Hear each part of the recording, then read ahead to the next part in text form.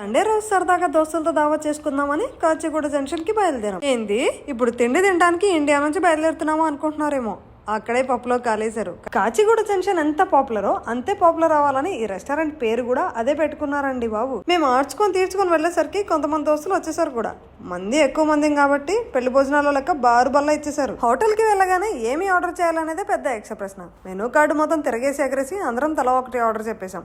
చాలా రోజుల తర్వాత అందరం తీరిక చేసుకుని ఇలా కలుసుకున్నాం కాబట్టి హోటల్ దద్దరిల్లిపోయేలా కాకపోయినా సరదాగా కబుర్లు చెప్పేసుకున్నాం. అన్నట్టు సీజన్ కి సంబంధం లేకుండా ఇక్కడ మటన్ హలీం దొరుకుతుంది. ఇంకా మనం ఎందుకు ఆగుతాం, అది కూడా ఆర్డర్ చేసేసాం. ఈ హోటల్లో స్టార్టర్లు ఉన్నంత సూపర్ గా మెయిన్ కోర్స్ లేదనిపించింది. కబుర్లో పడి తిండి ఏం తిన్నాం అనేది వీడియో తీయడం కూడా మర్చిపోయాను. అన్ని తిన్నాక బిల్లు మాత్రం బారాడొస్తుందిగా, మరి ఇంకా బిల్లు కట్టి బయలుదేరాం. బయట ఎండ మాత్రం బీభత్సంగా ఉందండి బాబు. ఎంతైనా కెనడాలో ఏ వాతావరణమైనా విపరీతమే. వీడియో నచ్చితే మరి ఒక చిన్న లైక్ కొట్టి సబ్స్క్రైబ్ చేసేయండి కదా. మరిన్ని ముచ్చట్లు చెప్పేసుకుందాం. ఇవాళకి ఇంతే, మళ్ళీ కలుసుకుందాం. అంతవరకు బాయ్ బాయ్.